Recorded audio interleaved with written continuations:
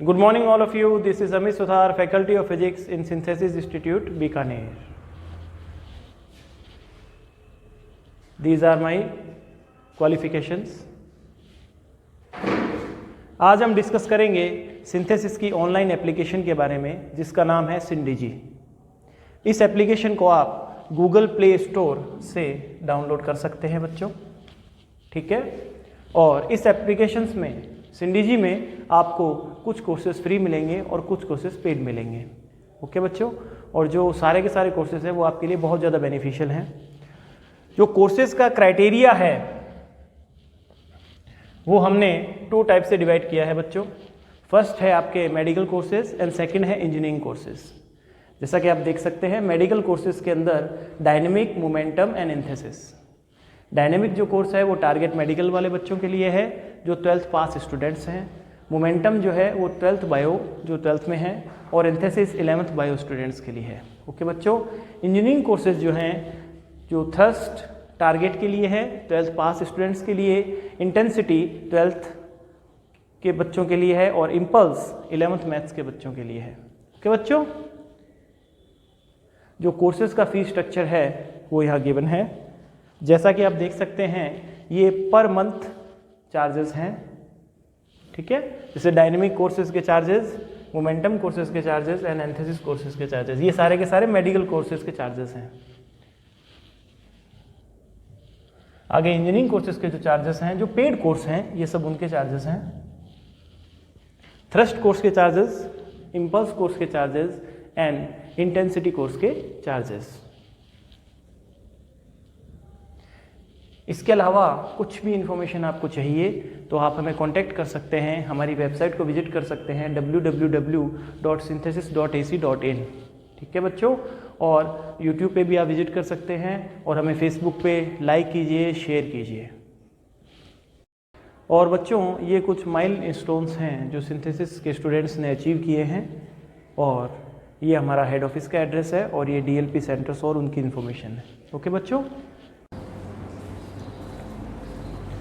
Good morning बच्चों, this is Amit Sutar, faculty of physics in synthesis institute Bikaner. आइए एक बार फिर पेपर सॉल्यूशन सीरीज में आपका स्वागत है। आइए सॉल्व करते हैं NEET minor test 4 of synthesis institute.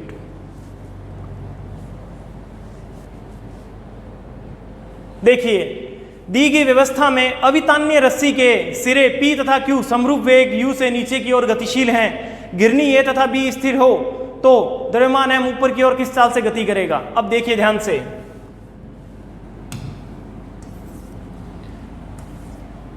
ऐसे रस्सी है अपने पास,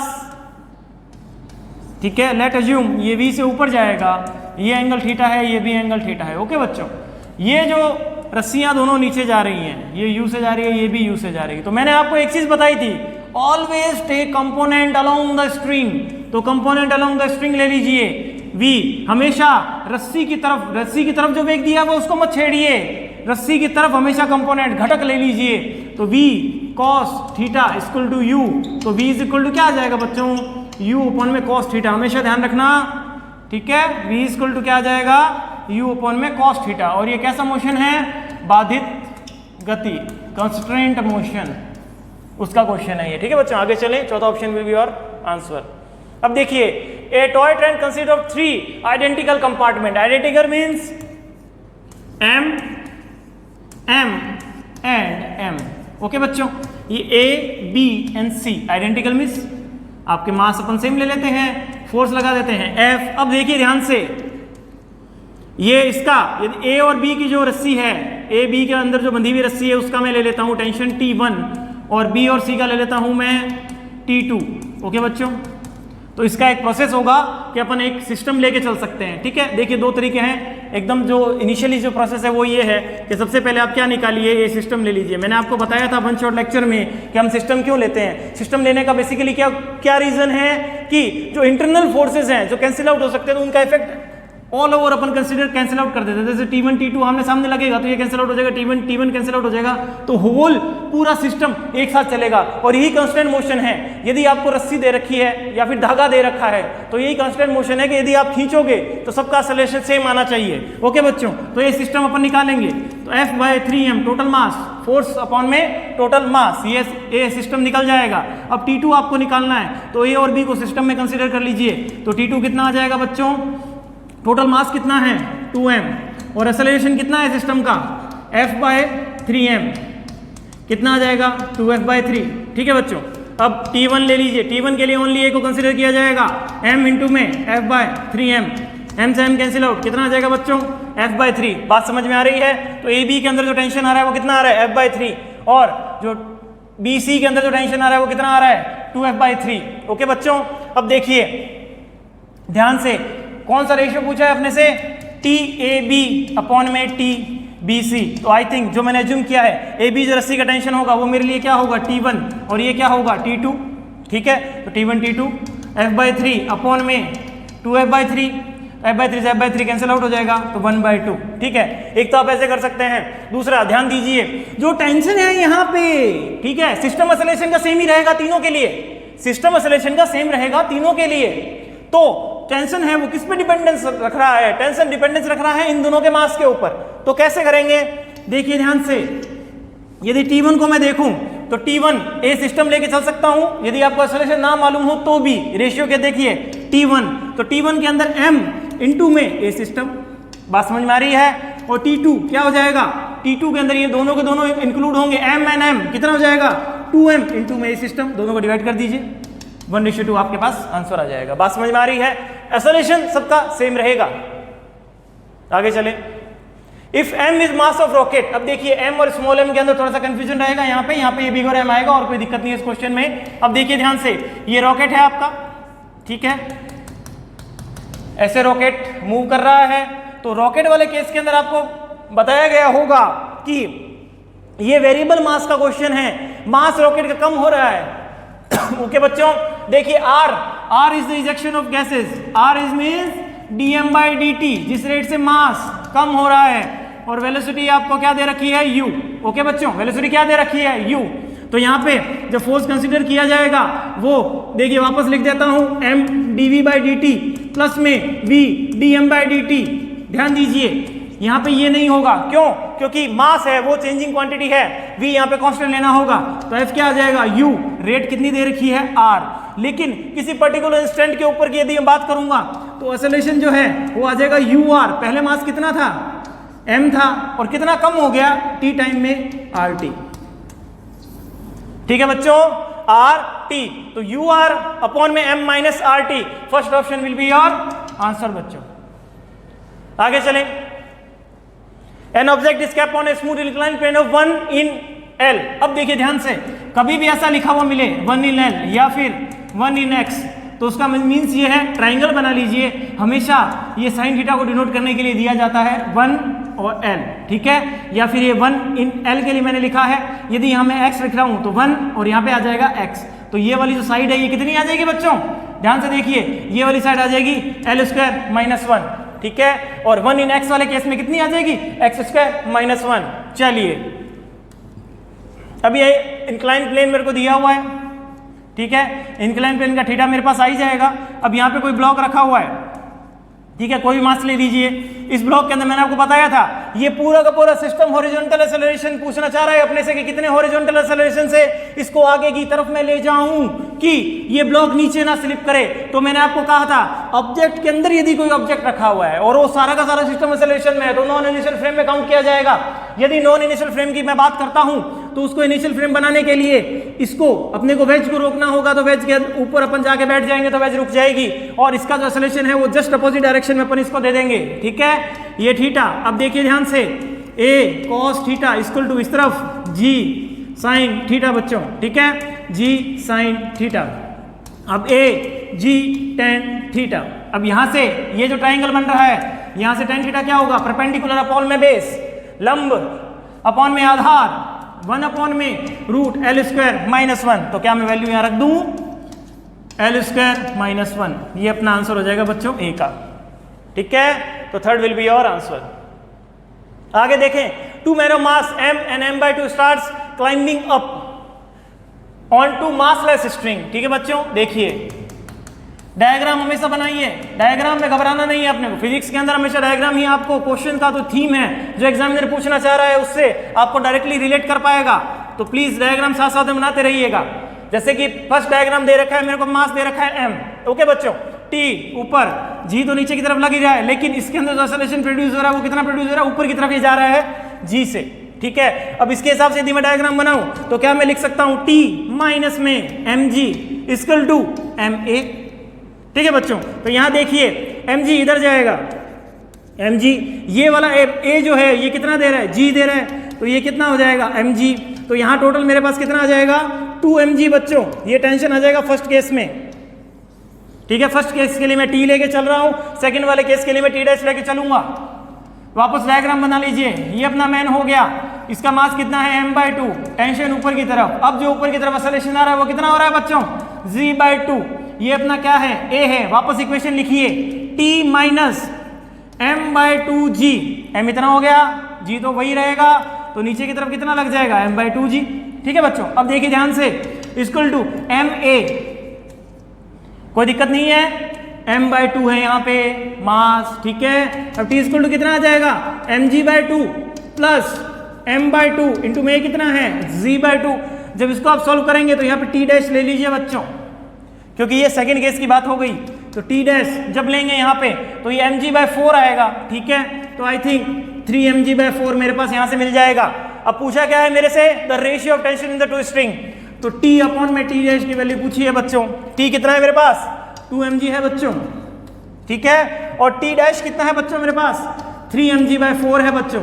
तो डायरेक्टली 4 ऊपर चला जाएगा, तो रेशियो कितना आ जाएगा 8/3 बच्चों। तो फोर्स विल बी आंसर। आगे चलें, a body of mass 3 kg is acted on a by a force which varies as shown in graph below. अब देखिए एक फोर्स है, उसका ग्राफ अपने को दिया हुआ है, वो एक 3 kg के मास के ऊपर लग रहा है। ठीक है, the momentum acquired in 6 second if the particle is starting from rest. ठीक है, विरामावस्था से गति प्रारंभ करता है, बढ़िया इंफॉर्मेशन है। और उसके बाद में क्या बोला, 6 सेकंड तक कितना मोमेंटम एक्वायर करेगा। अब ध्यान दीजिए, f dp/dt याद आया। ठीक है, dt f इंटीग्रेशन dp, बात समझ में आई। मैंने आपको एक चीज बताई थी, कभी भी फिजिक्स के अंदर इंटीग्रेशन का साइन आ रहा हो और उन दोनों क्वांटिटीज जो इंटीग्रेशन के अंदर आ रही हो, जैसे ये f और t आ रहा है, f और t के अंदर ग्राफ दिया हुआ होगा, तो हमेशा वो जो इस साइड जो क्वांटिटी लिखी हुई है उसकी वैल्यू बताएगा। तो मैं डायरेक्टली लिख सकता हूं p जो है, इनका मीन्स क्या हुआ, इंटीग्रेशन इन जो एरिया अंडर द कर्व है, हमेशा ध्यान रखना, इसका मीन्स ये होता है छोटे छोटे पार्ट का समेशन। क्या होता है बच्चों, छोटे छोटे पार्ट का समेशन, तो वो इंक्लूडेड एरिया हो जाएगा उसका टोटल। तो मेरे को डायरेक्टली क्या करना है, यहाँ से एरिया ही निकाल के लेके आना है मेरे को। तो एरिया निकाल के लेके आऊंगा, देखिए सबसे पहले ट्राइंगल बन रहा है ये, तो मैं ट्राइंगल लिख दूंगा, हाफ इंटू बेस और हाइट इंटू में 10 प्लस ये वाला एरिया 6 माइनस 2, बस यहाँ थोड़ी सी गड़बड़ हो सकती है कई बार कैलकुलेशन में। 6 माइनस 2 कितना आ जाएगा 4 इंटू में 10। ठीक है बच्चों, तो आई थिंक यहाँ पे आ जाएगा मेरे पास 50 न्यूटन सेकेंड। कोई दिक्कत नहीं है, force will be your answer. आगे चलें, a man stands on A weighing machine capped inside a lift, initial lift is ascending with acceleration a due to which the reading is w। ठीक है, lift के अंदर weighing scale रखा हुआ है बच्चों। ठीक है, और ये एक्सेलरेट कर रही है ऊपर की तरफ।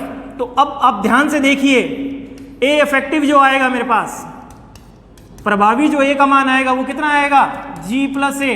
तो w की जो वैल्यू है, क्या मैं लिख सकता हूं m g प्लस ए बच्चों, कोई दिक्कत नहीं है, क्या लिख सकता हूं m g प्लस ए। सेकेंड वाले केस की बात करते हैं। ठीक है, now the lift descend with the same acceleration and the reading is 10% of initial, find the acceleration of lift. Okay बच्चों, अब देखिए सेम एक्सेलरेशन से नीचे की तरफ ये जाना चाह रहा है, ये आ गया आपके टेंशन। ठीक है ना, ये तो टेंशन आएगा, लिफ्ट को ले रहा है तो, और अब ये नीचे की तरफ जा रहा है सेम एक्सेलरेशन से, और यहां आपके एक मैन खड़ा हो। ठीक है, और ये आपके विंग इसके। अब ये कह रहा है रीडिंग इज 10% ऑफ इनिशियल, तो W डैश की वैल्यू ले लेता हूं बच्चों में। W डैश यहां पे क्या हो जाएगा, इफेक्टिव जो है मेरे पास वो आएगा मेरे पास एम जी माइनस ए। मैंने आपको बताया था यदि कोई भी ऑब्जेक्ट आप स्टडी करना चाह रहे हो और वो किसी और ऑब्जेक्ट के अंदर रखा हुआ है और वो सारा का सारा पार्ट एक्सेलरेट कर रहा है, तो वापस बार बार रिमाइंड करवा रहा हूं, नॉन इनर्शियल फ्रेम, आपको लिफ्ट के अंदर जाना पड़ेगा, तो ये लिफ्ट रुक जाएगी आपके लिए और इसका जो एक्सेलरेशन है जस्ट उल्टी डायरेक्शन में इसके पास मिल जाएगा। ठीक है बच्चों, अब देखिए यहाँ पे ध्यान से, जैसे ही आप इसके अंदर जाओगे तो ये ऊपर की तरफ आएगा एम जी माइनस ए। अब डब्ल्यू डैश के लिए वो खास सी इंफॉर्मेशन दे रहा है कि 10% ऑफ इनिशियल, तो मैं क्या ऐसे लिख सकता हूं 10/100 एम जी प्लस ए, ठीक है बच्चों, is equal to M G minus A. यही तो दे रखा है, 10% होना चाहिए इनिशियल वैल्यू का। ये ऐसे कट जाएगा एम से एम, तो G plus A is equal to 10g minus 10a। 10a इस तरफ, जी उस तरफ, कितना आ जाएगा, a is equal to 9g/11 metre per second square. ठीक है बच्चों, तो second will be your answer. Two particle A and B are connected by rigid rod AB। ठीक है, देखो मैं इसका बेसिक बता रहा हूं डायरेक्टली, ध्यान दीजिएगा। यदि मैं इसको V1 ले रहा हूं और यदि इसको V2 ले रहा हूं, ठीक है, यदि ये एंगल आपके θ1 है और ये एंगल आपके θ2 है, तो मैंने आपको सिंपल सी एक चीज बताई थी, कंपोनेंट अलोंग द रॉड या फिर अलोंग द स्ट्रिंग। तो देखिए इस लाइन के अलोंग आपको कंपोनेंट लेना है, इस लाइन के अलोंग इनकी वेलोसिटी सेम रहेगी। देखिए ध्यान से, ये θ1 ये होगा, ठीक है, तो आई थिंक क्या मैं कह सकता हूं कि V2 cos θ2 is equal to V1 cos θ1। मैं ये कह सकता हूं इस लाइन के अलोंग, रॉड के अलोंग कंपोनेंट लेना है। तो डायरेक्टली देखिए अपने को कितना दे रखा है एंगल, 45 डिग्री दे रखा है। यदि ये 45 डिग्री एंगल बना रहा होगा तो ये तो 90 है ही, ये भी 45 डिग्री बनाएगा, दोनों 45 आएगा, तो क्या वैल्यू आ जाएगी, V1 इक्वल टू V2। ठीक है, तो जितना इसके पास वेलोसिटी है 10 मीटर पर सेकंड दे रखा है अपने को वेलोसिटी ऑफ ए, तो बी की भी कितनी हो जाएगी, 10 मीटर पर सेकंड। ठीक है, 10 मीटर पर सेकंड किसकी दे रखी है, ए की, तो बी की भी कितनी हो जाएगी, 10 मीटर पर सेकंड। क्यों, क्योंकि V1 इक्वल टू V2। और वो क्यों हुआ, क्योंकि थीटा जो है 45 डिग्री दे रखा है, ये 90, ये 45, तो ये भी 45, इस कारण ये हुआ। नहीं तो आप एंगल कोई भी दे रखे हो हिसाब से आप सॉल्व कर सकते हैं। अब देखिए पार्टिकल दे रखा है अपने को, मोमेंटम यदि मैं लिखना चाहूं 2 cos t i cap plus 2 sin t j cap, एकदम इजी क्वेश्चन है। F is equal to dp/dt लिख सकता हूं, second law, change in momentum, the rate of change in momentum is equal to F। देखिए -2 sin t i cap plus 2 cos t j cap.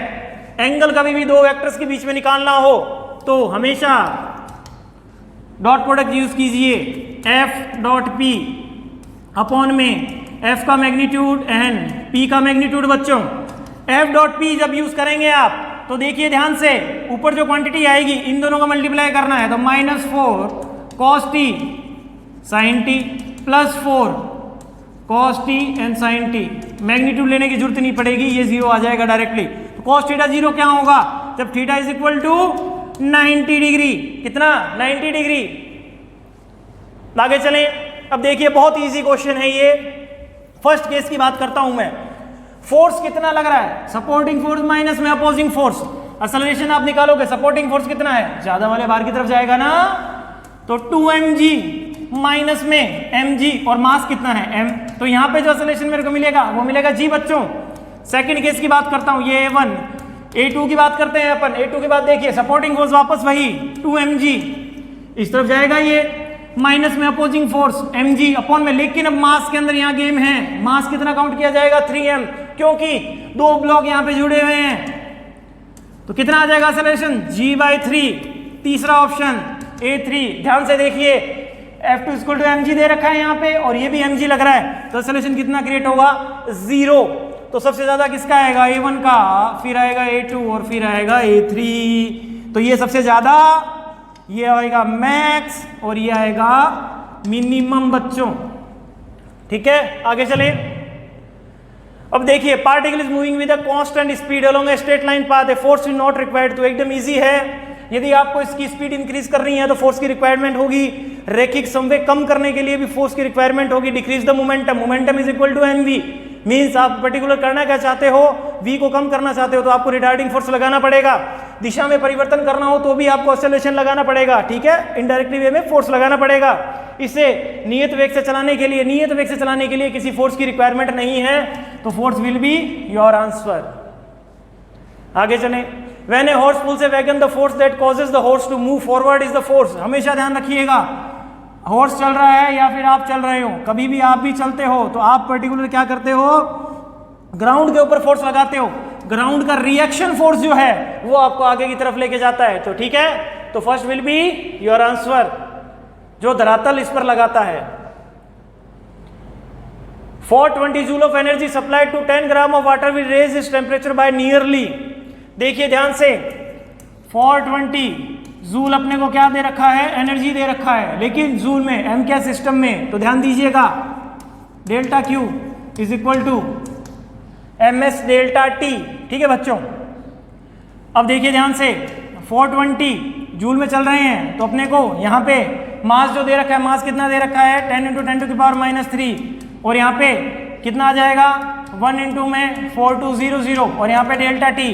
तो change देखिए ध्यान से, delta T 420 upon में 10 into में 10⁻³ एंड 4200, ठीक है, 30 से ये 30 यहीं पे कैंसिल आउट हो जाएगी।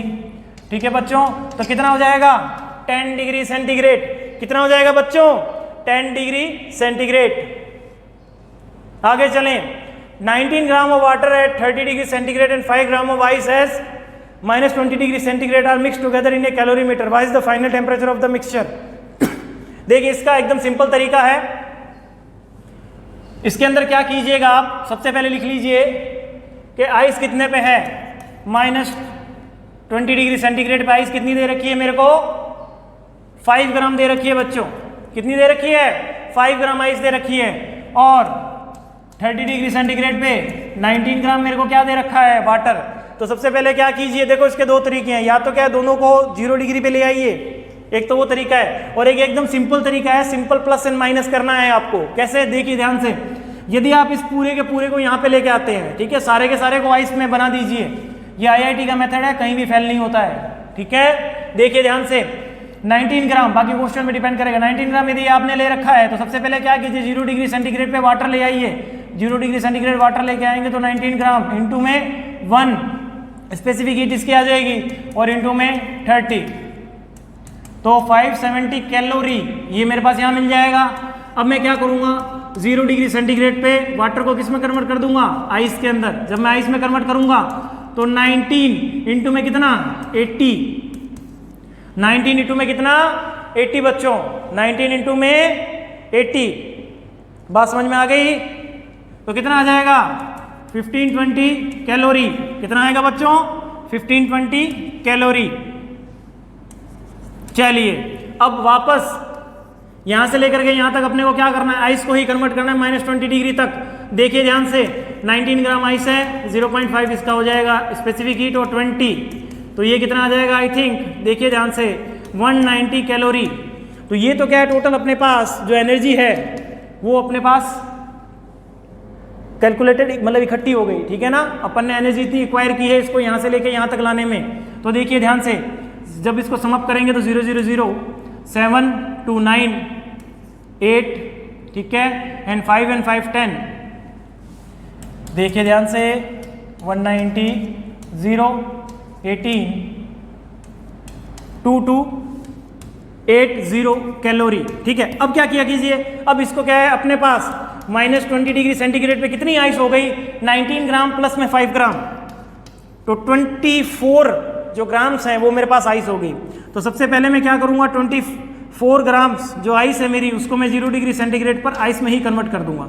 जैसे ही आइस में कन्वर्ट करूंगा तो अब क्या है, पहले मैंने एनर्जी एक्वायर्ड की है, अब मेरे को एनर्जी देनी है इसको। ठीक है, अब मेरे को एनर्जी क्या करनी है, अब मेरे को एनर्जी इसको देनी है। तो 24 ग्राम इंटू में 0.5 इंटू में कितना है, 20। तो आई थिंक यहाँ पे जब इसको आप सॉल्व करेंगे तो 240 कैलोरी जो है ये यहाँ पे मेरा कंज्यूम हो जाएगा। जब आप इसको 0 डिग्री वाटर के अंदर कन्वर्ट करेंगे बच्चों, ठीक है, जब इसको 0 डिग्री वाटर में कन्वर्ट करेंगे तो कितना कंज्यूम हो गया मेरे पास, देखिए ध्यान से, ये 24 इंटू में, अब तो वाटर में जब भी अपने फेज में चेंज होता है तो अपन क्या लगाते हैं, ml, ठीक है। तो ये कितना हो जाएगा 0, 1920 कैलोरी, ठीक है बच्चों।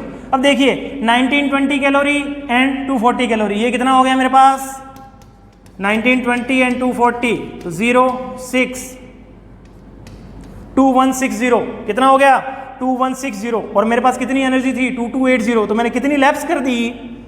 अब मैं क्या करूंगा 2280 माइनस में 2160, तो कितनी लैप्स कर दी 0 2 एंड 120, ठीक है बच्चों। तो 120 जो अपने सॉरी कैलोरी जो एनर्जी है वो मेरे पास पेंडिंग है, तो 120 कैलोरी मैं लेके चलूंगा, और 24 ग्राम जो वाटर है इनटू में डेल्टा टी, बात समझ में आ गया।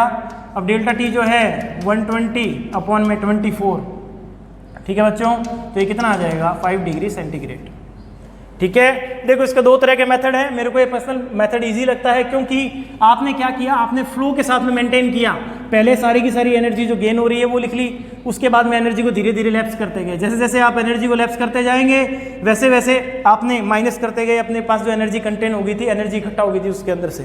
फिर लास्ट के अंदर जो बची अपने पास एनर्जी, उसके अंदर टोटल आपको वाटर के साथ में ही डील करना है। वाटर और आइस में एक साथ डील करते हैं तो हमेशा इक्वेशन जो होगी वो थोड़ा सा लंबा हो जाएगी, ठीक है। तो वहाँ थोड़ी सी गड़बड़ी के चांसेस होते हैं। ये एकदम इजी मेथड है और ये मेथड आईआईटी में कभी भी फेल नहीं होता है, ठीक है, एकदम एग्जैक्टली लग जाता है। ये इस टाइप के क्वेश्चंस में एग्जैक्ट लगेगा। ये बात समझ में आ रही है, कर लोगे। चलिए, Hailstorm at 0 degree centigrade falls from a height of 1 km on an insulating surface, converting whole of its kinetic energy into heat. What part of it will melt? ठीक है, लेटेंट हीट ऑफ आइस दे रखी है आपको, कितना part इसका melt हुआ इसकी बात ये करना चाह रहा है। देखिए mgh, यदि हेलस्टॉर्म यहां से 0 डिग्री पे था तो ये हेलस्टॉर्म बेसिकली क्या होता है, हिमनद का मीन्स क्या है, जो आपके बर्फ का गोला जो होता है, ओले जिसको बोलते हैं अपन, ओले गिरते हैं ना, उसकी बात करना चाह रहा है। ये 1 किमी हाइट से गिर रहा है बच्चों, ठीक है। तो ये इतनी एनर्जी, मतलब इतनी पोटेंशियल एनर्जी थी इसके पास, वो सारी की सारी किसके अंदर कन्वर्ट होगी, किसमें कन्वर्ट होगी, मतलब कितना मेल्ट होगा, मतलब कितना लेटेंट हीट के अंदर ये मेल्ट होगा, उसकी बात ये करना चाह रहा है। तो मान लीजिए n जो पार्ट है इसका, मतलब nm जो है वो कितना हो गया, मेल्ट हो गया बच्चों, ठीक है। तो m से तो m उड़ जाएगा, n जो पार्ट है वो कितना आएगा, gh/n, ठीक है बच्चों।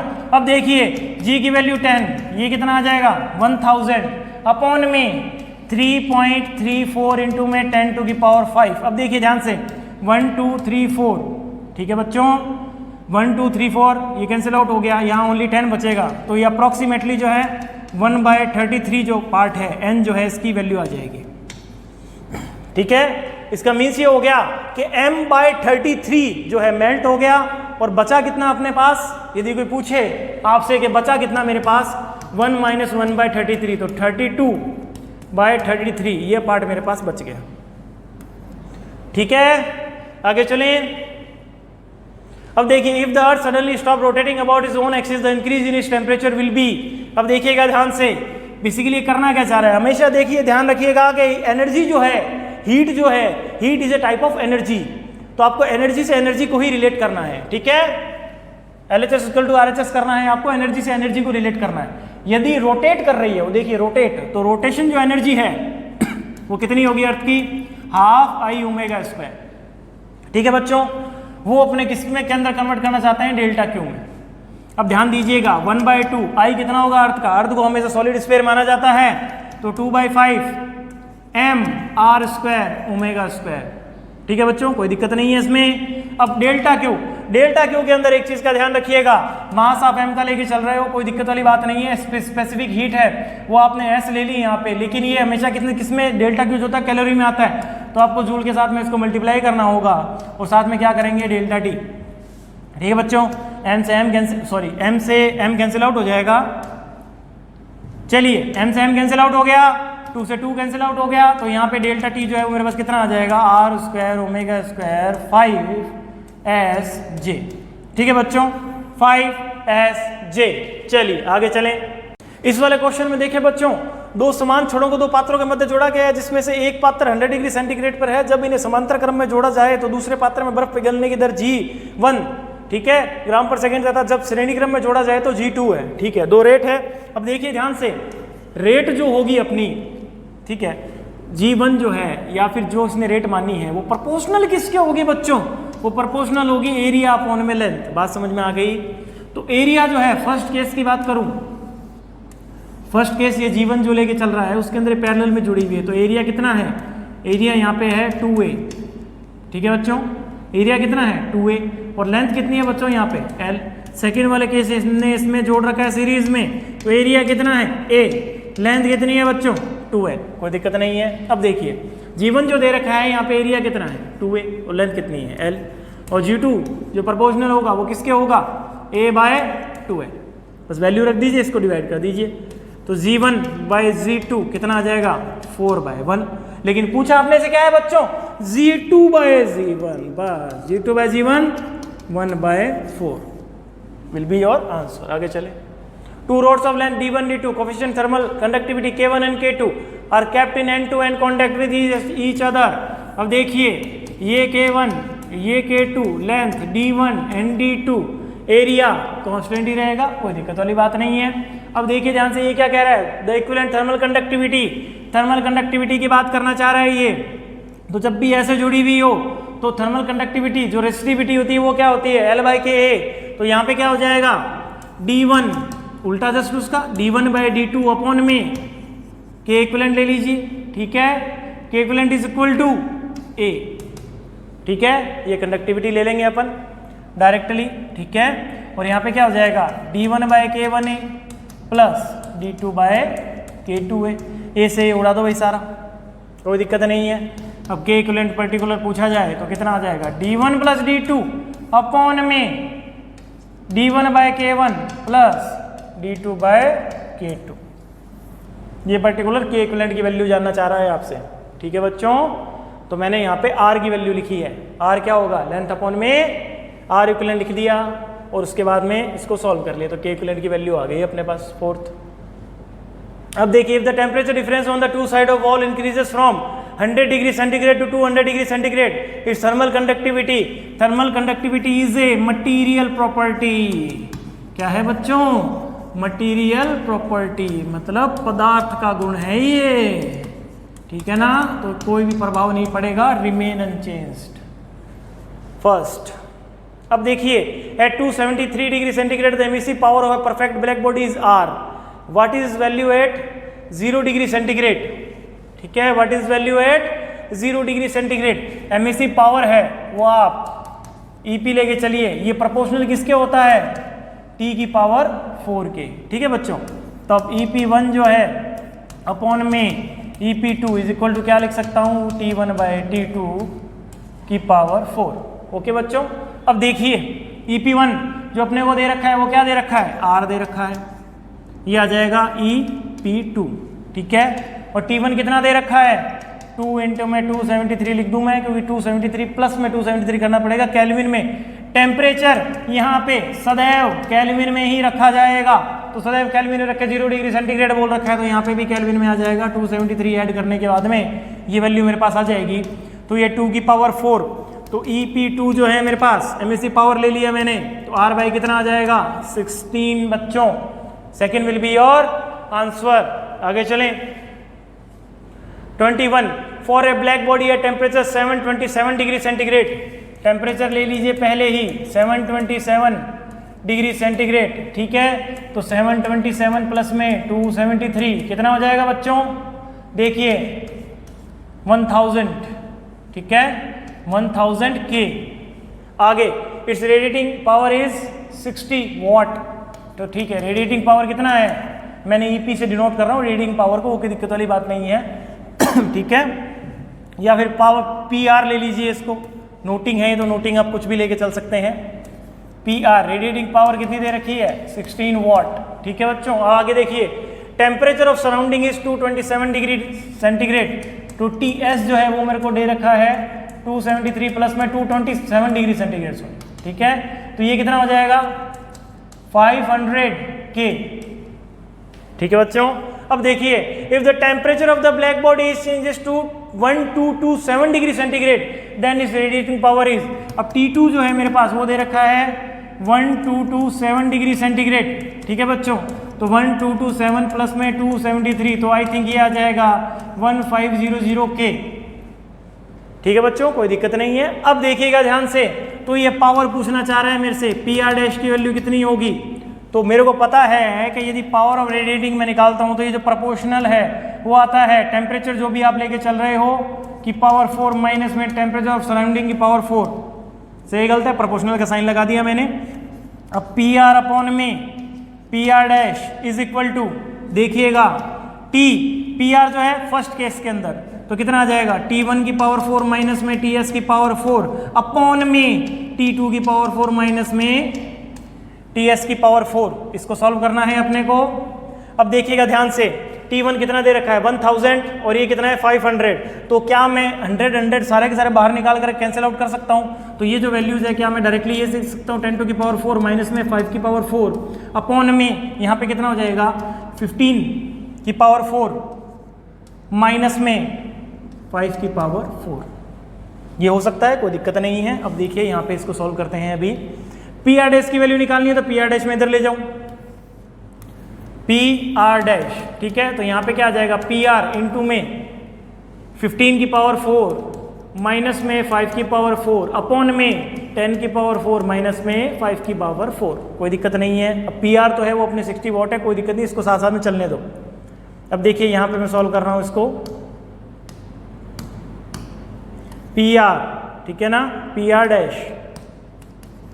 अब देखिएगा 15 की पावर 4, 15 की पावर 4, इसको तो ऐसे ही रहने दीजिए, माइनस में ये कितना हो जाएगा 625 अपॉन में 10 टू की पावर 4 माइनस में 625, क्या है सही है। यहाँ पे तो अपने पी आर चल ही रहा है, ठीक है बच्चों। अब देखिए 15 की पावर 4 है और 625 है, जब इसको आप डिवाइड करेंगे, जब इसको आप डिवाइड करेंगे तो ध्यान से देखना, यहाँ पे जो वैल्यूज आएगी ये पी आर चलेगा, तो 225 इंटू में 225 अपॉन में 625 माइनस में 1, ये तो फर्स्ट, और 1000 ये 10,000 आ जाएगा, और अपॉन में 625 माइनस में 1, 625 मैंने कॉमन लेकर के इसको काट दिया है, 625 कॉमन लेके मैंने काट दिया है, तो ये यहाँ पे वैल्यू जो आएगी मेरे पास ये तो आ जाएगा 60 और ये आएगा 81 माइनस 1, और ठीक है बच्चों। और अपॉन के अंदर जो वैल्यू है वो मेरे पास आएगी 16 माइनस में 1, ठीक है बच्चों। अब देखिए ये आ जाएगा 60 इंटू में 80 अपॉन में 15, 15 से ये कितना आ जाएगा 320 वॉट, कितना आ जाएगा बच्चों 320 watt will be your answer. आगे चलें, the sphere and a cube of same material and same volume are heated up to same temperature, ठीक है, allowed to cool in the same surrounding, the ratio of the amount of radiation. तो इसका means ये है amount of the radiation ये पूछ रहा है, तो अमाउंट ऑफ द रेडिएशन है, ठीक है, अमाउंट ऑफ रेडिएशन है वो किसके प्रोपोर्शनल होगा, मैं सिंपल प्रोपोर्शनलिटी से ही चल रहा हूँ, किसके प्रोपोर्शनल होगा बच्चों, एरिया के प्रोपोर्शनल होगा, ठीक है। तो 1 केस ले लेता हूँ मैं, अमाउंट ऑफ रेडिएशन 1 अपॉन में अमाउंट ऑफ रेडिएशन 2, तो ये हो जाएगा A1 बाय A2। अब ध्यान दीजिएगा पहला के क्या दे रखा है अपने को, sphere and a cube same material same volume, material होगा तो बाकी सारी क्वांटिटीज हैं वो क्या हो जाएंगी कांस्टेंट, बस एरिया पे डिपेंडेंसी रहेगी, लेकिन सेम वॉल्यूम दे रखा है। स्फीयर का वॉल्यूम क्या होगा 4/3 pi R cube equal to cube का वॉल्यूम a क्यूब, तो यहाँ पे क्यूब की जो साइड है वो कितनी आ जाएगी a, 4/3 पाई की पावर 1/3 r, ये r यहाँ पे बाहर है, ये 1/3 इसके साथ में है, ठीक है बच्चों। अब देखिए यदि मैं इसको सॉल्व करूंगा, रेशियो निकालना है मेरे को डायरेक्ट, a1 की बात करता हूँ तो 4 पाई आर स्क्वायर अपॉन में एरिया जो है क्यूब का एरिया कितना होगा, सरफेस एरिया 6a स्क्वायर, ए मेरे पास आ रखा है, तो 4/3 पाई की पावर 2/3 और साथ में आर स्क्वायर, यहाँ पे आर है सिंगल, ये आर स्क्वायर से आर स्क्वायर कैंसिल आउट। अब ध्यान दीजिएगा एक छोटी सी मैं ट्रिक कर रहा हूँ, ये 4/3 यहाँ से मैं कॉमन लेकर के ऊपर ले जाऊँ तो ये 1/2 में लिख सकता हूँ, ये लिख सकता हूँ 4/3 की पावर 1 और अपॉन के अंदर 4/3 की पावर 2/3, सही है ना। ये 3 यहाँ पे था, मैं यहाँ ऊपर ले गया। अब यहाँ ऐसे करने से मेरे पास क्या आ गया, देखिए ध्यान से, 4π/3 1 माइनस 2/3, ठीक है बच्चों, 1 माइनस में 2/3, 1 माइनस में 2/3 होगा तो ये 1/3, और जैसे ये 1/3 आएगा 4π/3, ये 1/3। अब 2 को मैं अंदर ले जाता हूँ, 2 को मैं यदि अंदर ले जाऊँगा तो मेरे क्या हो जाएगा, 2 का क्यूब होगा, ठीक है, 2 का क्यूब होगा। 2 का क्यूब होते ही ये क्या बन जाएगा, ये रेशियो 1 में चल रहा है भाई, डिवाइड बाय रेशियो 1 में, तो 4π/3 इंटू में 2 का कितना हो जाएगा क्यूब, तो ये हो जाएगा 8 की पावर 1/3 रेशियो 1। 8 से ये काटोगे तो ये 2, तो π/6 की पावर 1/3 रेशियो 1, तो third will be your answer. आगे चले 23, a black body has maximum wavelength lambda m at temperature 2000 K, its corresponding wavelength at temperature 3000 K will be Wien's law निकालेंगे तो प्रोपोर्शनल टेम्परेचर, ठीक है बच्चों, तो लैम्डा m जो है, लैम्डा m1 अपॉन में lambda m2 equal to T2/T1, ठीक है, T2 कितना है 3000 और ये कितना है 2000, 0 से 0 उड़ा दीजिए, ये 2/3 आ जाएगा, तो लैम्डा m2 है वो कितना आएगा, लैम्डा m1 इंटू में 2/3, तो लैम्डा m1 अपने को कितना दे रखा है, लैम्डा m ही दे रखा है, और ये 2/3, ये कितना आ जाएगा लैम्डा m2, ठीक है बच्चों, तो second will be your answer. आगे चलें, a body cools from 75 degree centigrade to 70 degree centigrade in time t1, ठीक है, from 70 degree centigrade to 65 degree centigrade in time d2 and from 65 degree centigrade to 60 degree centigrade in time t3, then हमेशा ध्यान रखिएगा cooling की जो rate होती है, rate of cooling जो होती है उसका जो फॉर्मूला होता है वो अपन क्या लिखते हैं, पहले अपन एवरेज लेते हैं, ये तो k रहता है साइड में, T1 प्लस T2/2 माइनस में टेम्परेचर ऑफ सराउंडिंग, ये फॉर्मूला लेके चलते हैं इसका, और इस फॉर्मूले के हिसाब से जो वैल्यू आती है, तो यदि देखिए डिफरेंस 5 का है, तो यदि मैं फर्स्ट केस लिखूंगा तो 5/T1, ठीक है, सेकंड केस लिखूंगा तो भी 5/T2 एंड थर्ड केस लिखूंगा तो भी 5/T3, लेकिन सबसे बड़ी खास बात ध्यान रखिएगा, जब आप इसका एवरेज लेकर के यहाँ रखेंगे, temperature of surrounding is a constant quantity, लेकिन इसका जब आप एवरेज लेकर के यहाँ रख रहे हैं तो हमेशा एवरेज जो है ये डिक्रीज हो रहा है, ठीक है, यदि ये एवरेज डिक्रीज हो रहा है तो माइनस जो टेम्परेचर ऑफ सराउंडिंग हो जाने के बाद में जो क्वांटिटीज आएगी वो ज़्यादा आएगी, इसीलिए टेम्परेचर जो है सबसे रेट यदि अपन सेम रख रहे हैं, टेम्परेचर डिफरेंस यदि सेम रख रहे हैं, तो जो टाइम लगेगा वो हमेशा हर बार ज़्यादा लगता रहेगा, ठीक है। देखिए बच्चों, 2 सर्कुलर डिस्क दे रखी है A एंड B, रेडियस उनकी दे रखी है बच्चों इक्वल, ठीक है, और ब्लैकन किया हुआ है,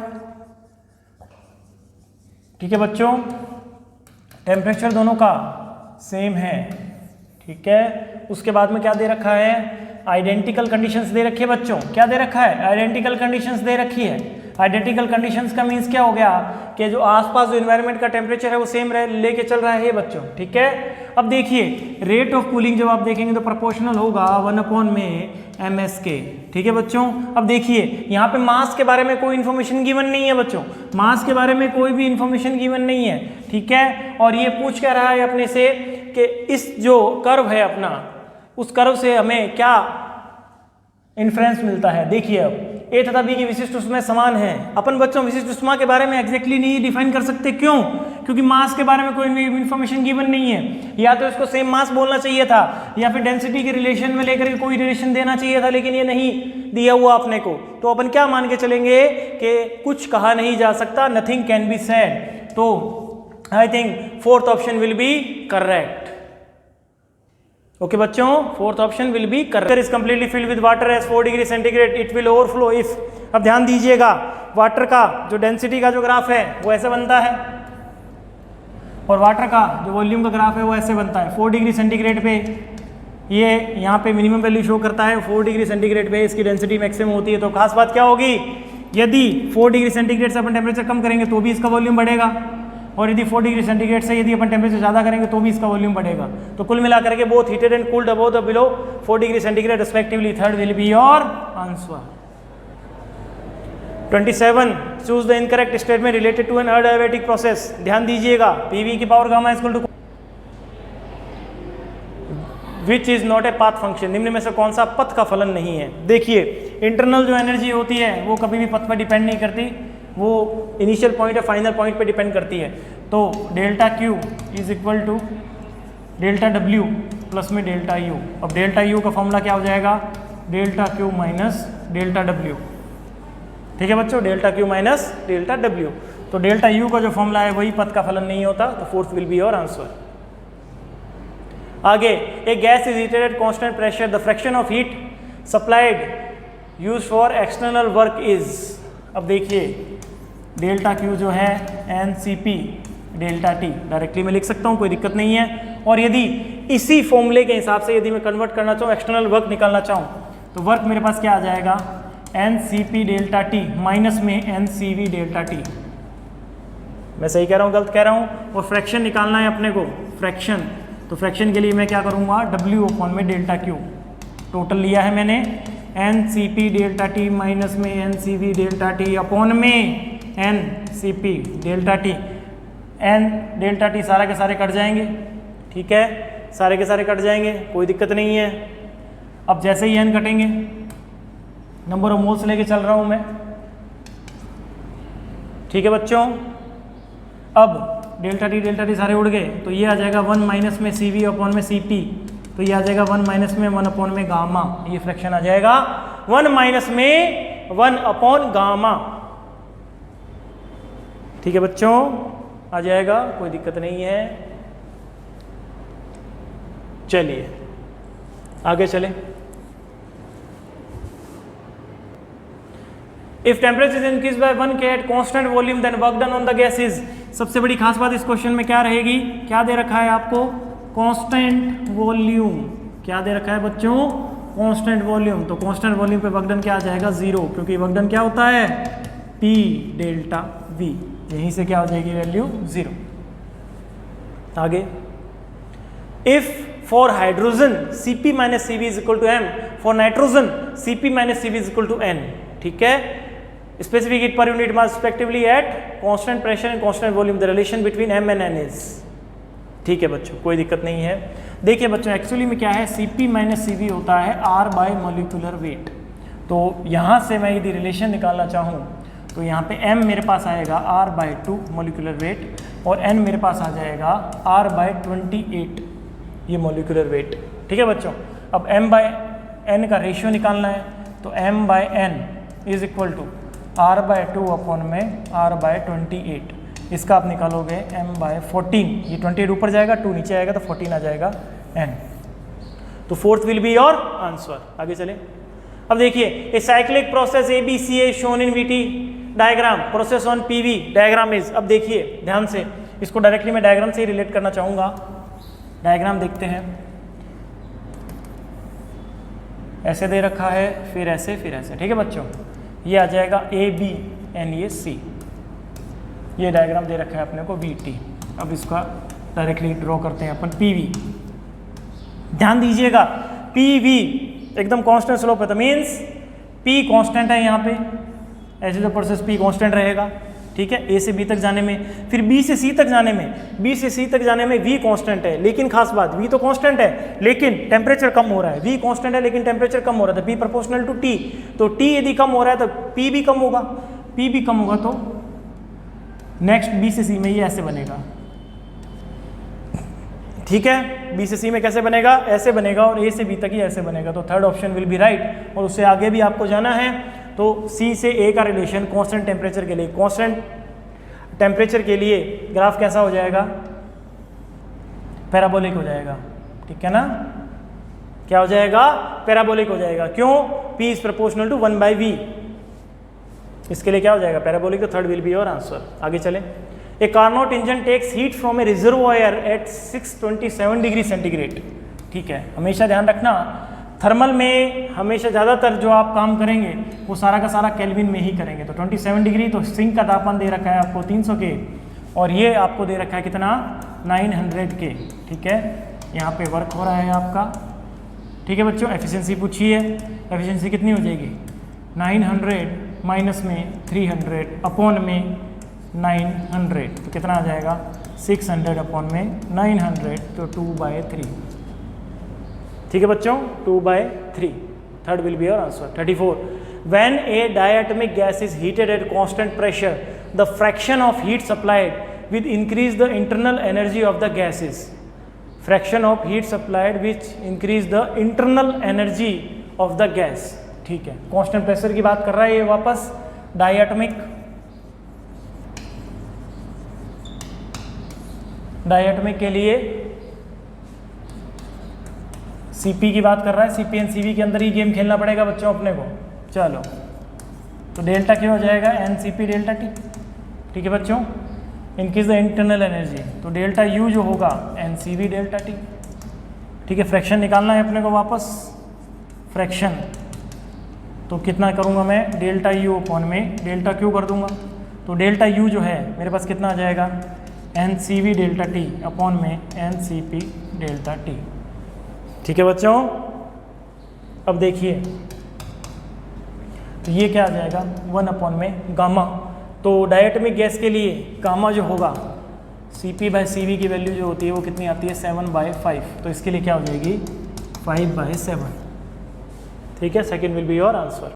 इस क्वेश्चन में देखिए बच्चों, an ideal gas with adiabatic exponent gamma is equal to 1.5 दे रखा है अपने को, undergoes a process in which work done by the gas is same as increase in internal energy of the gas. ठीक है बच्चों, work done by the gas is same as internal energy का जो आपके वैल्यू है उसके बराबर है। ठीक है बच्चों, तो ये दे रखा है work done is equal to change in internal energy, दोनों बराबर दे रखे हैं। तो देखिए डेल्टा U प्लस में डेल्टा W यदि अपन लेके चल रहे हो तो ये डेल्टा U। ठीक है बच्चों, ये डेल्टा Q। अब देखिए NC delta T equal to 2CV NCV delta T। Okay बच्चों, डेल्टा T से delta T cancel out, N से N कैंसिल आउट, तो C जो होगा यहाँ पे CV के बराबर होगा 2R अपॉन में गामा -1 बच्चों, तो 2R 1.5 -1 बच्चों। ठीक है, तो 2R अपॉन में 0.5, तो बच्चों I think 4R will be your answer. तो फर्स्ट विल बी करेक्ट। आ गया बच्चों समझ में, सिंपल सी कंडीशन दे रखी है, उस हिसाब से अपन ने वर्क किया है। ठीक है बच्चों, आगे चलें। Rod is in variable thermal state then. ठीक है, variable thermal state means rod के लेंथ के साथ में, ठीक है, हमेशा कांस्टेंट नहीं है टेम्परेचर की रेट जो है। ठीक है ना, नॉट इन स्टडी स्टेट में नहीं है, धीरे धीरे टेम्परेचर यहाँ पे, जैसे यहाँ पे यदि 100 डिग्री सेंटीग्रेड है और यहाँ पे यदि 30 डिग्री सेंटीग्रेड है, सॉरी यहाँ पे यदि 30 डिग्री सेंटीग्रेड है। ठीक है, तो ये क्या कांस्टेंट नहीं है, धीरे धीरे अभी ये प्रोसेस ऑनगोइंग है। जब ये प्रोसेस ऑनगोइंग होती है तो अपन क्या कह सकते हैं, टेम्परेचर ग्रेडियंट रिमेन्स कांस्टेंट नहीं होगा ये, क्योंकि यदि जब स्टेडी स्टेट की वैल्यू जब होती है तो अपन सेम कह सकते हैं temperature of rod is changing with distance from one end and with time also. तो second will be your right answer. क्यों, देखिए third not depending on time हो नहीं सकता ये भी, और temperature rod is not depending on distance from the other end, ये भी नहीं हो सकता, डिस्टेंस पे भी डिपेंड करेगा ये। ठीक है, टाइम भी लेगा, डिस्टेंस पे भी डिपेंड करेगा, तो second will be your right answer. When A body cools bye radiation the rate of decrease of its temperature depends upon, specific heat of the body depend करेगा, मास ऑफ द बॉडी भी depend करेगा, nature of the surface of the body भी depend करेगा। तो fourth will be your answer. If the momentum of A electron is changed by p, then the de Broglie wavelength associated with it changed by 0.5%, the initial momentum of electron will be। ठीक है, देखिए lambda is equal to h/p। ठीक है, तो delta lambda upon lambda is equal to delta p/p, कोई दिक्कत नहीं है। ये कितने में चेंज हुआ, 0.5/100। तो चेंज जो है, अब देखना ध्यान से, ये डेल्टा p/p तो ले रखा हूँ, लेकिन यहाँ पे क्या दे रखा है, चेंज बाय p दे रखा है। तो मेरे को क्या करना पड़ेगा, यहाँ पे आप इनिशियल जो है वो अपनी जो इक्वेशन है उसके अंदर p की जगह मेरे को या तो p1 लिखना पड़ेगा या फिर p2 लिखना पड़ेगा। तो मैं इनिशियल क्या करता हूँ, p' ले लेता हूँ। ठीक है, क्योंकि डेल्टा p भी p आएगा, p से p कैंसिल आउट हो जाएगा, फिर आप कन्फ्यूजन में आ जाओगे। तो यहाँ पे क्या लीजिए, p अपॉन में p'। तो बेसिकली p' की वैल्यू अपने से पूछिए, तो 100 अपॉन में 0.5, साथ में क्या आ जाएगा p, कितना आ जाएगा बच्चों, ये आ जाएगा 200p, ये p'। अब मैंने क्या, जो p' है वो क्या लिया है, इनिशियल मोमेंटम, मतलब प्रारंभिक रेखीय संवेग। ठीक है भाई, p यहाँ पे रेखीय संवेग की तरह यूज में आ रहा है। आगे चले, electron accelerated through a potential difference v। ठीक है, तो इलेक्ट्रॉन जो है वो v पोटेंशियल डिफरेंस से एक्सेलरेट हुए हैं, और जो प्रोटॉन है वो कितना दे रखा है, 4v से एक्सेलरेटेड हुए हैं। ठीक है, तो डी ब्रॉगली वेवलेंथ ये का रेशियो जानना चाह रहा है ये। तो लैम्डा जो होता है वो प्रोपोर्शनल होता है 1 अपॉन में रूट मास और साथ में v के, बाकी सारी चीज़ें कांस्टेंट में ले लो। ये v जो है, ये v यहाँ पे क्या है, पोटेंशियल, जिस पोटेंशियल के थ्रू इसको एक्सेलरेट किया गया है। ठीक है, एनर्जी दी गई है। अब देखिए लैम्डा ई अपॉन में लैम्डा पी निकालना चाह रहा है ये, ठीक है, तो इक्वल टू लिखूंगा तो एम पी और वी पी अपॉन में m e v e, m p by m e, v p कितना है 4 वोल्ट, ठीक है, वी पी कितना है 4 वोल्ट, 4 वोल्ट अपॉन में वी, वी से वी कैंसिल आउट तो कितना आ जाएगा 2 root m p by m e. में रेडिएशन ऑफ वेवलेंथ अपने को दे रखी है लैम्डा, ठीक है बच्चों, और incident of photocell the fastest emitted electron has speed v, तो half m v square is equal to h c by lambda minus में 50, ये वर्क फंक्शन हो जाएगा 50, ठीक है। आगे देखते हैं, if the wavelength is change to 3 lambda by 4, if v dash square ले लेते हैं, wavelength change to 3 lambda by 4, तो 3 लैम्डा बाय 4 के लिए मैं ये क्या लिख सकता हूँ 3 लैम्डा, ठीक है, माइनस में 50, ये तो सेम टू सेम रहेगा, कोई दिक्कत नहीं है। अब एच सी बाय लैम्डा की वैल्यू यहाँ से नीचे वाले इक्वेशन में रख दीजिए, 4/3 1/2 एम वी स्क्वायर प्लस में 50, ठीक है बच्चों। अब half m v dash square is equal to, जब इसको देखेंगे आप ये 1/2 एम वी स्क्वायर, ठीक है, माइनस में 50 यहाँ मिसिंग हो गया। अब डायरेक्टली ये क्या आ जाएगा 50, यदि मैं 50 वाली क्वांटिटी को सोल्व करूँ तो 50/3, इस इक्वेशन से डायरेक्टली इंडिकेशन मेरे को लग रहा है कि जो वेलोसिटी है अपने पास, जो v डैश है वो v 4/3 की पावर 1/2 से ज़्यादा ही आएगी, क्योंकि प्लस हो रहा है, ठीक है। आगे चलें, अब देखिए, two identical photo cathodes receive light of frequency f1 and f2 if the velocity of the photo electron coming out of the respectively, ठीक है, half m v1 square equal to f1 और f2 फ्रीक्वेंसी है तो hf1, ठीक है, minus में 50, और second case के अंदर v2 स्क्वायर hf2 माइनस में 50, दोनों को माइनस कर दीजिए तो half m v1 square minus में v2 स्क्वायर, ठीक है बच्चों, ये कॉमन ले लेता हूँ मैं, और यहाँ पे कितना आ जाएगा hf1 माइनस में hf2, ये दोनों तो कट जाएंगे आपस में जैसे ही माइनस करेंगे, तो v1 स्क्वायर माइनस में v2 स्क्वायर इसको 2 इधर ऊपर multiply 2h/m f1 minus f2, ये अपना आंसर फर्स्ट।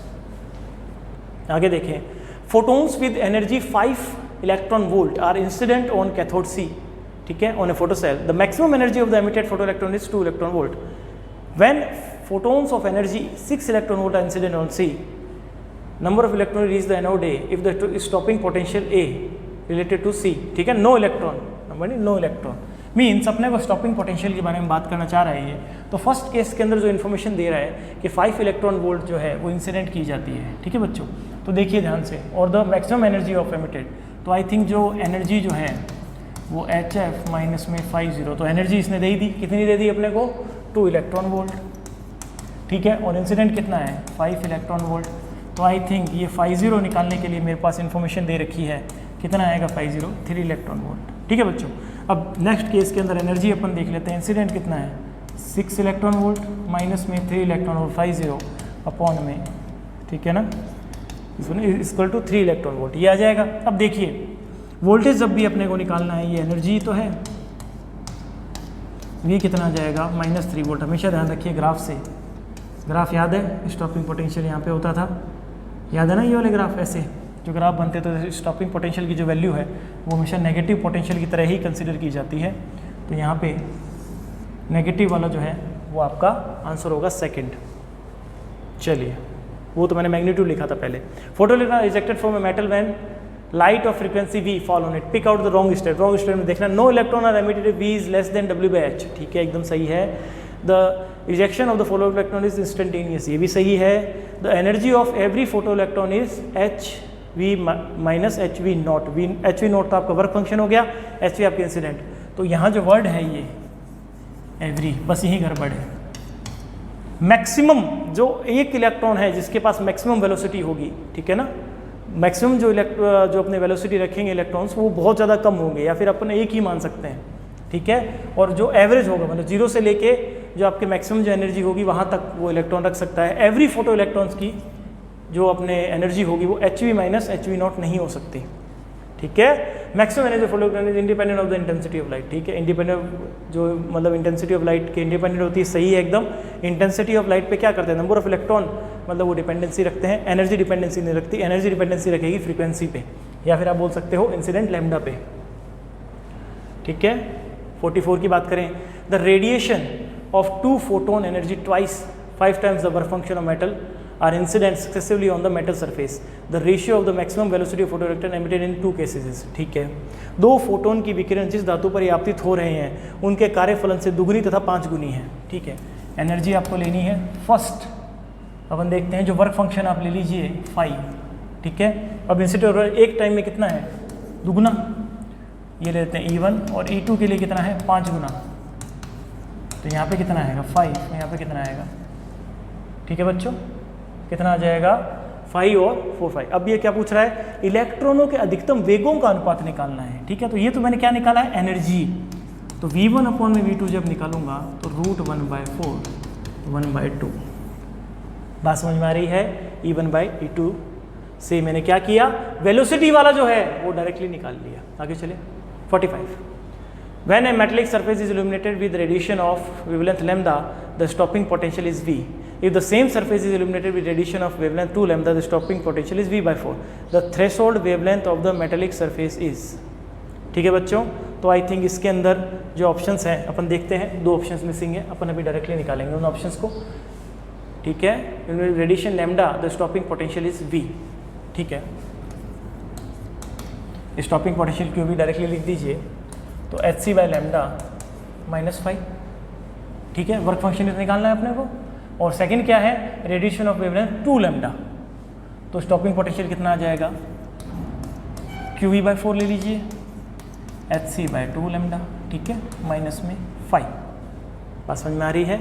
अब क्या करेंगे अपन, दोनों का रेशियो ले लो। दोनों का रेशियो जब लोगे ये आ जाएगा 4/1 इज इक्वल टू hc/λ, ठीक है, माइनस में। अब ये पूछना क्या चाह रहा है, थ्रेशोल्ड वेवलेंथ, तो यहाँ पे क्या लिख दीजिए, hc/λ 0 अपॉन में hc/2 लैम्डा माइनस में hc/λ 0। तब hc से hc उड़ा दीजिए, सारे hc से hc उड़ गए, तो 4/1 is equal to λ 0 minus lambda, ये जो 2 है ये ऊपर चला जाएगा, अपॉन में ये λ 0 इधर, ठीक है, और इधर कितना आ जाएगा, λ 0 माइनस में 2 लैम्डा। बात समझ में आ रही है, λ 0 माइनस में 2 लैम्डा, ये 2 λ 0 ऊपर जाएगा, ये एलसीएम लेने के बाद जाएगा, ये ध्यान रखिएगा, ये से ये 2 कैंसिल आउट हो जाएगा, ठीक है। तो 2 λ 0 माइनस में 4 lambda is equal to λ 0 minus में लैम्डा, ठीक है। ये इधर ले जाइए, इधर ले जाइए, ठीक है। तो λ 0 जो है वो आई थिंक आ जाएगा 3 लैम्डा, ठीक है बच्चों। तो ऑप्शन देख लीजिएगा, ऑप्शन क्या है इसके, थर्ड ऑप्शन आप अपन लिख लेते हैं लैम्डा, और फोर्थ ऑप्शन लिख लेते हैं 3 लैम्डा। तो I think fourth option will be your answer. Fourth option I think 3 lambda दे रखा है आपको, ठीक है बच्चों, कर लीजिएगा, कोई दिक्कत नहीं है, आराम से हो जाएगा। चलिए 45 क्वेश्चन अपने कंप्लीट होते हैं। तो आई थिंक आपको सेशन पसंद आया हो, ठीक है। मैंने क्या एक्चुअली के अंदर फॉर्मूला लिख के डायरेक्टली रिलेशन के अंदर मैंने ध्यान दिया है प्रोपोर्शनल के हिसाब से। तो आप भी यदि आप कैलकुलेशन फास्ट करना चाहते हैं तो फॉर्मूला लिख रहे हैं तो डायरेक्टली जो वेरिएबल क्वांटिटी है उसके साथ प्रोपोर्शनल के साइन लेकर के आप चल सकते हैं, उनका रेशियोज ले लीजिए सीधा, ठीक है। ओके बच्चों, टेक केयर, बी सेफ, ध्यान रखिएगा।